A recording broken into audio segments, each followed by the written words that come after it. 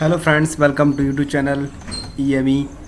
आज ईडीएम्स का पार्ट 3 है और ये पार्ट 3 बहुत लेट हो गया क्योंकि मेरा थोड़ा एग्ज़ाम चल रहे हैं बीएड के। तो मैं आपको बताना चाहता हूँ, बस आप ये वीडियो लगातार आती रही कंटिन्यू जब तक पेपर नहीं आता आप लोगों का सीजीएल का। और इस वीडियो पर कमेंट्स करने के लिए बहुत ही धन्यवाद। सुभाष बजरंगी, विशाल मित्तल और आरव वर्मा, आप लोग ऐसे कमेंट्स करते रहो, इसमें मोटिवेशन मिलता है और मेरे वीडियो बनाने का बहुत ही मन होता है। तो आज मैंने बना दिया है वीडियो। देखते इस वीडियो देखते, बहुत ही अच्छे स्टोरी से ही पूरे इडियम्स करना है, कुछ भी नहीं रटना है, एकदम याद हो जाएंगे लोकल लैंग्वेज में जैसे अपन याद करते हैं। चलते हैं पहले वाले इडियम्स में, देखते हैं कौन सा है। देखिए वाला इडियम बैड ब्लड। तो बैड ब्लड की कहानी क्या है? बैड ब्लड यानी कि इसका इंग्लिश में दिया है बिटर रिलेशंस या एनिमिटी यानी दुश्मन, शत्रुता दे दिया है इसमें आपको। बैड ब्लड यानी शत्रुता, इसका मतलब क्या है? एक कहानी इसकी ऐसी बोल सकते हैं, अगर बैड ब्लड जो हमारा दुश्मन होता है हम क्या बोल सकते हैं उनसे? हम यही बोलते हैं कि उसका खून ही गंदा है ना, यानी गंदा खून बोलते हैं कि उसके खून में ही ये गंदगी है। तो यानी क्या हो गया? Bad blood. बैड मतलब यानी गंदा खून। या गंदा खून किसका होता है? शत्रु का होता है, उसके खून का पता नहीं होता है तो वो गंदा खून होता है। Bad blood, bad blood, bad blood, गंदा खून, गंदा खून, गंदा खून। गंदा खून किसका होता है? दुश्मन, दुश्मन, दुश्मन, एनिमिटी। ठीक है, नेक्स्ट क्वेश्चन देखते हैं इसके बाद। बैग एंड बोगेज, बोरिया बिस्तर समेत। ये सिंपल सा है, बैग आपको पता ही है, बोरिया बिस्तर विथ ऑल बिलोंगिंग्स। ठीक है, नेक्स्ट क्वेश्चन देखते हैं। अब इसमें क्या दिया है हमको? Baker's dozen, baker's dozen, baker's dozen, संख्या में 13 होना। अभी देखिए इसका मतलब क्या दे रहा है? संख्या में 13 होना, 13 इन नंबर। डजन मतलब क्या होता है? दर्जन। डजन मतलब होता है दर्जन। फिर इसका मतलब क्या दिया? 13 इन नंबर, संख्या में 13 होना। इसकी कहानी ये है, आज से बहुत समय पहले 1700 में ब्रिटेन में क्या था, एक बेकर थी, बेकरी। उसमें क्या होता था, ऐसे एक दर्जन अपन कोई भी चीज़ लेते थे बेकर्स की तो एक हमको एक्स्ट्रा मिलती थी, है ना। वहाँ पे उस बेकर से क्या होता था, उस बेकर वाले की दुकान का क्या खासियत था कि वहाँ से अगर आप ब्रेड ले रहे हो या बेकर्स की दुकान से आप ब्रेड ले रहे हो, आप कुछ भी एक बेकरी का सामान ले रहे हैं आप एक दर्जन, तो आपको संख्या में कितनी दी जाएंगी? 13 दी जाएंगी। तो बेकर्स डजन, बेकर डजन यानी कि बेकरी से जब भी एक सामान चीज लोगे आप तो कैसा मिलेगा? एक ज़्यादा मिलेगा, तो संख्या में क्या हो जाएगा? इसका मतलब 13। ओके, समझ में आ रहा होगा। मैं आपको लोकल लैंग्वेज में करा रहा हूँ ताकि आपको जल्दी से याद हो जाएगा और कभी नहीं बोलोगे, है ना। बेकर डजन यानी कि एक संख्या एक्स्ट्रा, यानी बेकर डजन क्या संख्या, बेकरी पे से कोई भी चीज़ ले रहे हो आप तो एक ज़्यादा मिलेगा। ओके, नेक्स्ट वाला देखते हैं, 26 वाला देखते हैं। 26 उसने दिया be born with a silver spoon in one's mouth. मतलब इसका पहले इडियम्स की तोड़ते हैं। बी बॉर्न, बॉर्न मतलब जन्म लेना, विथ अ सिल्वर स्पून यानी चांदी की चम्मच के साथ, इन अ वंस माउथ एक मुंह के अंदर एक चांदी की चम्मच, यानी क्या? धनी परिवार में पैदा होना। ओके, पहले ज़माने में क्या, जो राजाओं के घर में जो पैदा होता था तो उसको चांदी के चम्मच से कोई शहद पिलाया जाता था ताकि बच्चे को लगेगा चांदी। और जो गरीब है उसके यहाँ तो चम्मच ही नहीं होती, चम्मच ही ढूंढने पर नहीं मिलेगी।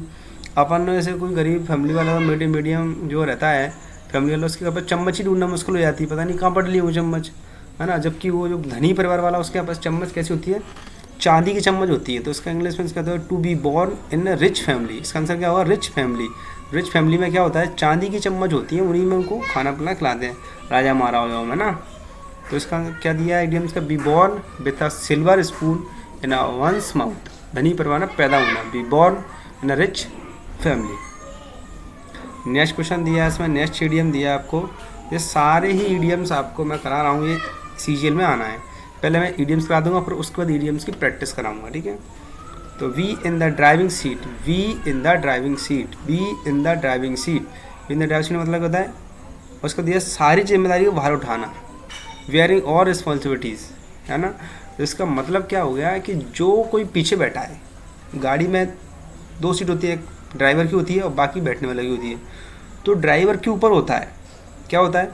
सारी जिम्मेदारी उसके ऊपर। खाई में पटक सकता है हमको, नाले में पटक सकता है, एक्सीडेंट कर सकता है। तो सारी जो जिम्मेदारी कौन उठा रहा है? सारी जिम्मेदारी उठा रहा है ड्राइवर। तो ड्राइवर की सीट क्या उठा रही है? सारी जिम्मेदारी कौन उठा रहा है? ड्राइवर की सीट। क्योंकि ड्राइवर की सीट में कौन है? उसकी सीट में ही तो क्या है? ब्रेक है, रेस है ना। रेस और ब्रेक उसी के हाथ में है। तो ये सिंपल सा है, we in the driving seat. जब भी कोई बात कर रहा है we in the driving seat यानी कि सारी जिम्मेदारी को बाहर उठाना। ओके, नेक्स्ट क्वेश्चन देखते हैं। अब देखिए ये वाला है, बियर द ब्रंट ऑफ, परिणाम भुगतना। अभी तो उसको याद करने में दिक्कत हो रही होगी आपको कि कैसे याद करें। Bear the brunt of, bear the brunt of, इसका इंग्लिश मीनिंग भी दिया है, to bear the main part of something unpleasant. Bear मतलब होता है सहना और बियर मतलब होता है भालू। तो इस तरफ है सहना, इस तरफ है भालू, और ब्रंट मतलब होता है हमला।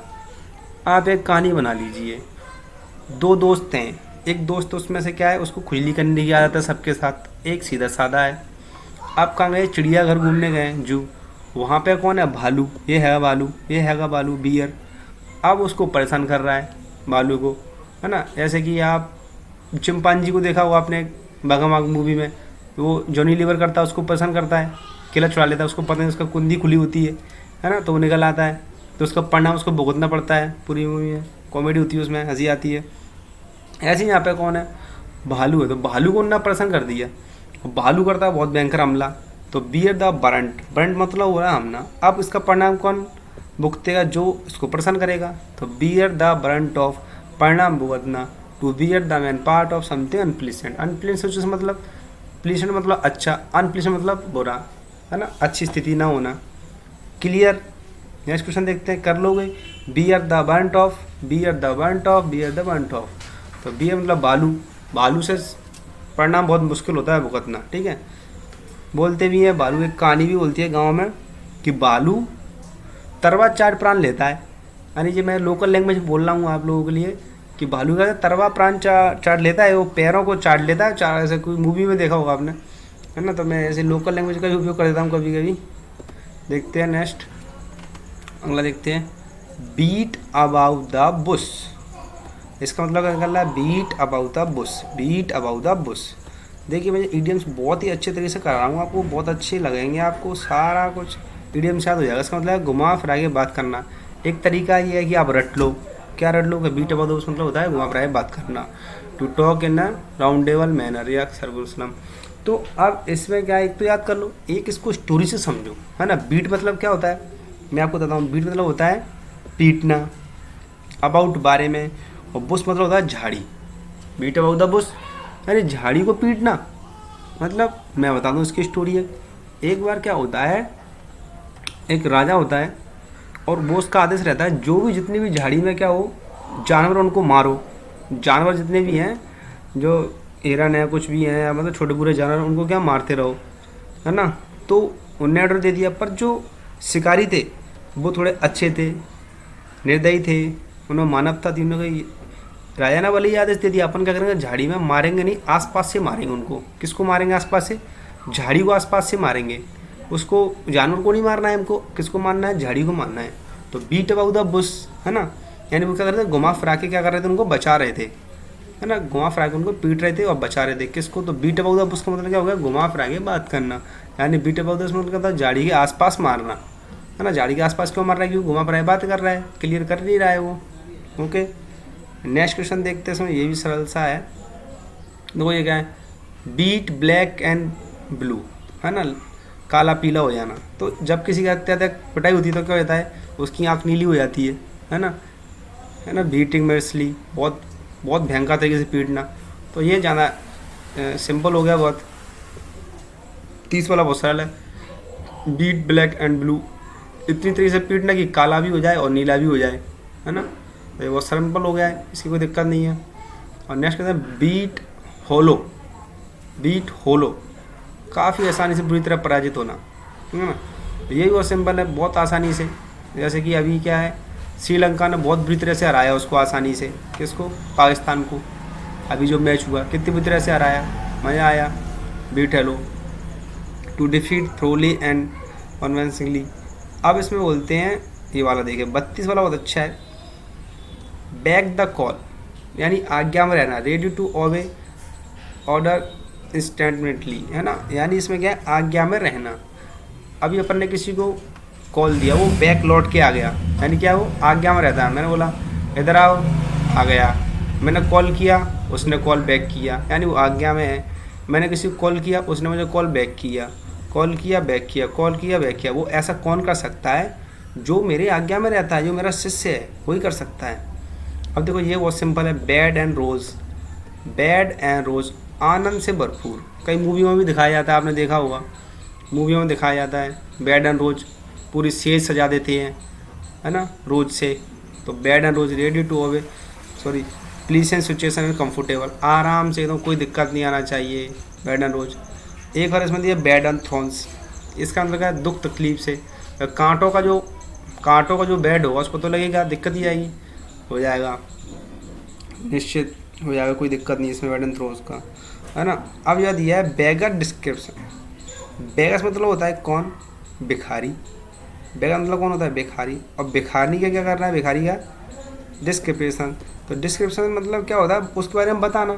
अब भिखारी की क्या बात करें, वो तो अवर्णनीय है, कभी यहाँ आए कहीं वहाँ आए। भिखारी के ऊपर कहानी क्या है, यही है कि भिखारी की कोई भी अपन उसको बता नहीं सकते उसका क्या है, कभी वो आज यहाँ पे है, कभी वहाँ पे है, उसको अपन डिस्क्राइब नहीं कर सकते हैं। क्लियर। तो भिखारी का पता ही नहीं है क्या कहानी है क्या नहीं है। ओके, नेक्स्ट क्वेश्चन देखते हैं इसमें।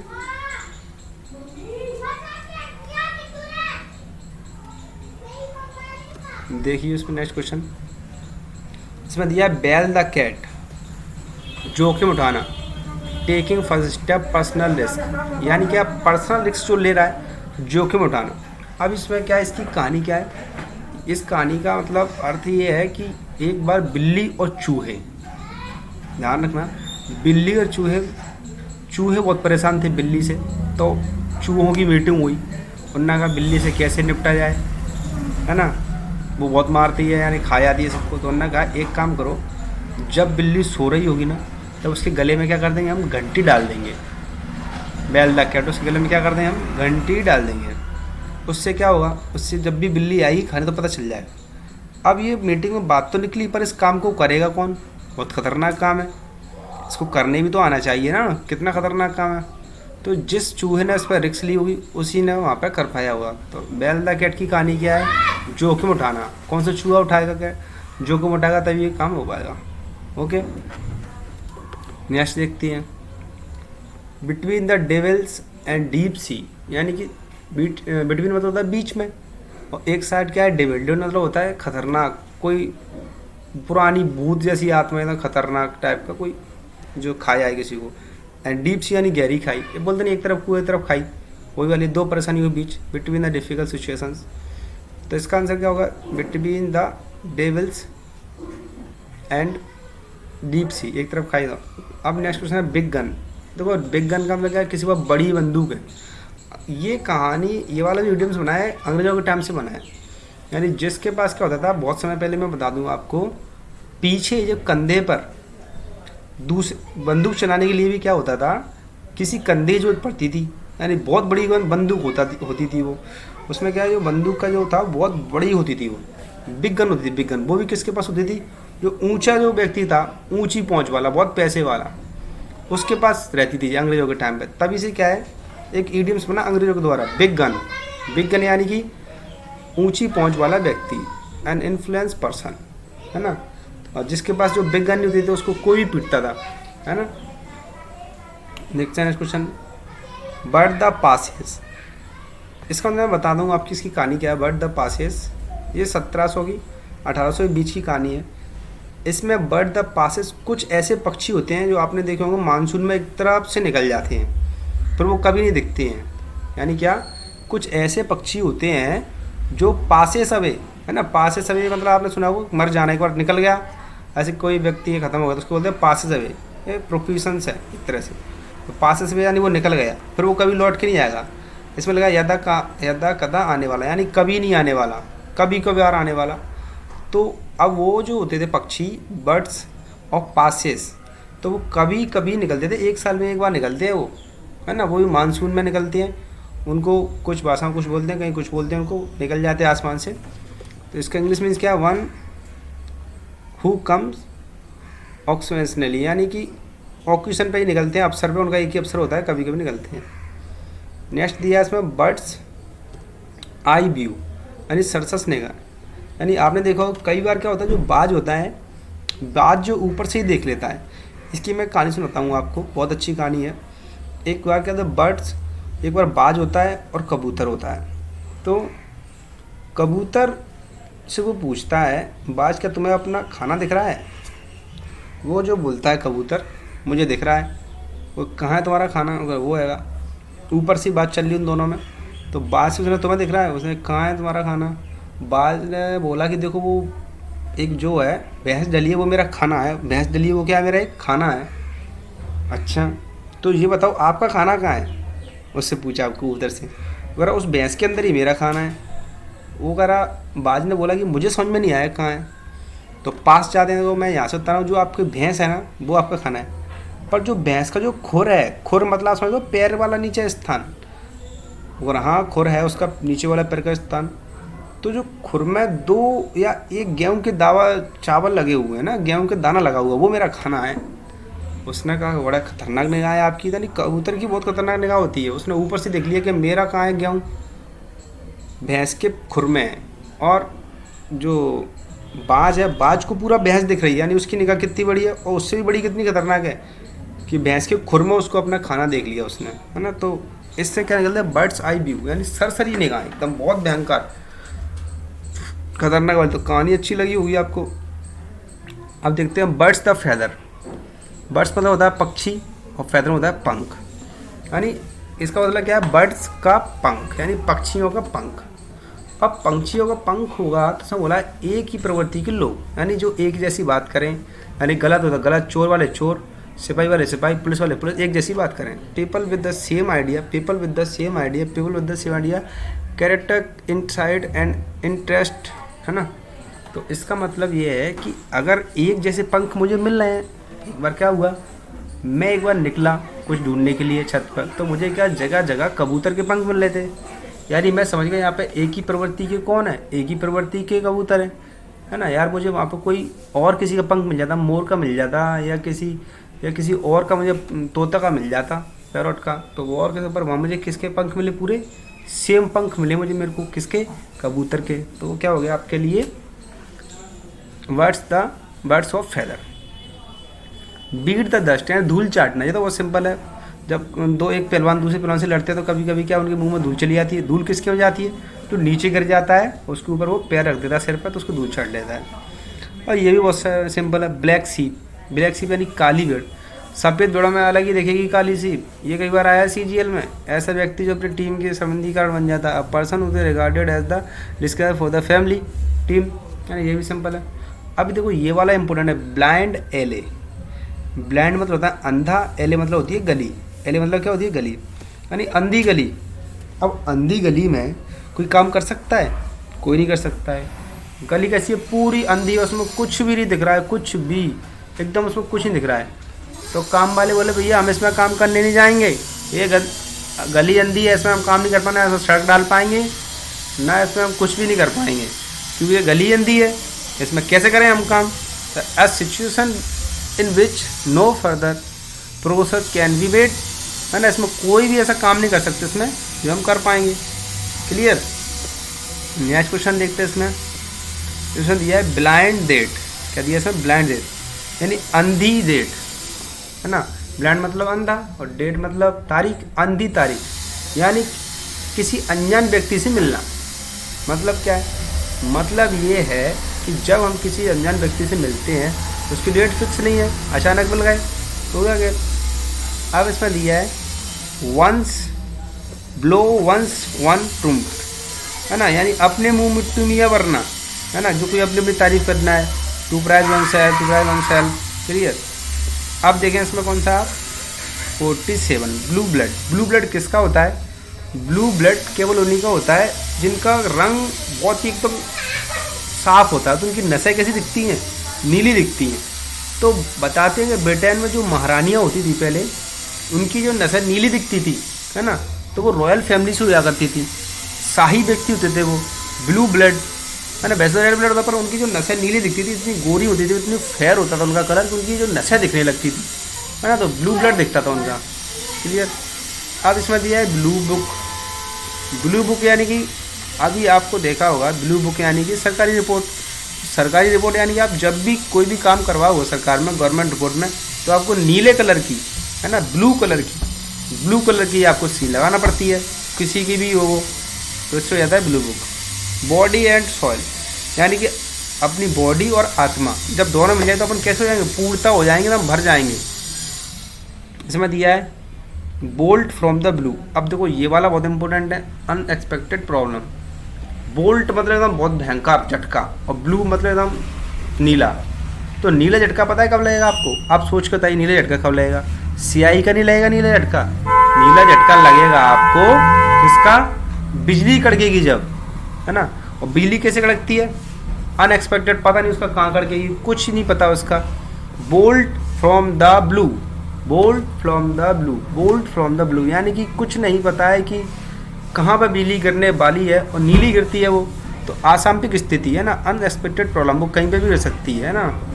और लास्ट कौन सा है? बॉन ऑफ कंटेंशन, झगड़े की वस्तु कारण, ठीक है। तो बॉन मतलब हड्डी, कंटेंशन भी हो गया, तो उसमें क्या सब्जेक्ट और डिस्प्यूट। इस तरह मैंने आपको 51 इडियम्स करा दिए हैं अभी तक। पूरी मैंने कोशिश किया कि आपको अच्छे से रट जाए स्टोरी से। एक बार आप रिपीट और कर सकते हैं इसमें। बैड ब्लड शत्रुता, बैड एंड बॉय बुरी बिस्तर, बैक का डजन यानी संख्या में 13 एक ज़्यादा मिल रहा है। बी बॉन सिल्वर और स्पून इन माउथ, है ना, तो इसका भी वो धनी व्यक्ति। Be in the driving seat, जो सीट पे बैठेगा उसकी जिम्मेदारी है। बी एट द फ्रंट, बालू से चढ़ना बहुत मुश्किल है, खेल कर देगा। बीट अबाउट द बुश, झाड़ियों में आसपास कर रहे हैं, घुमा फिरा के बात कर रहे हैं। बीट ब्लैक एंड ब्लू, पिट रहा है और भयंकर हो गया, काला पीला हो गया। बीट हेलो, आसानी से बुरी तरह हारना। बैक कॉल, किसी को कॉल लगाया हल्के लौटा दिया। बैड रोज, अच्छा आराम वाला है। बैड ऑफ थ्रोन्स, बैक का descriptions. Bell the cat, between the devils, big gun जो ऊंची पहुंच वाला। बर्ड्स ऑफ पासेस, यदा कदा। बर्ड्स आई व्यू, सरसरी निगाहें हो गई। बर्ड्स फेदर, एक ही व्यक्ति वाले लोग। ब्लैक शीप, ब्लाइंड एले, ब्लाइंड डेट, ये सभी मैंने आपको करा दिए। आप इनको करते रहें, बहुत ही अच्छी ये तीसरी वीडियो में ऐसी आपको पूरे 350 इडियम्स करा दूंगा, पेपर से पहले करा दूंगा, और आपको बहुत ही अच्छे लगेंगे, है ना। तो इस वीडियो का क्या, आप ज़्यादा से ज़्यादा शेयर कर दें लोगों में, ज़्यादा से ज़्यादा लोगों तक पहुंच जाएगी ये वीडियो। और कमेंट्स मुझे जरूर किया करें, कमेंट से मेरे को बहुत मोटिवेशन मिलता है। कमेंट से मेरे को मिलते हैं ना तो मेरे को वीडियो बनाने का मन करता है, फिर मैं बना दूँगा वीडियो। अगर कमेंट से नहीं मिलता है तो फिर ऐसा लगता है कि मेरे को रिस्पॉन्स नहीं मिल रहा है, कोई मतलब नहीं वीडियो बनाने का, फिर मैं बनाता नहीं हूँ, है ना। आप मेरे को कमेंट्स करके बताएं कैसा लग रहा है, मुझे वीडियो बनाना चाहिए या नहीं बनाना चाहिए। नेक्स्ट पार्ट 4 मुझे बता दिया करो, है ना। Thanks for watching.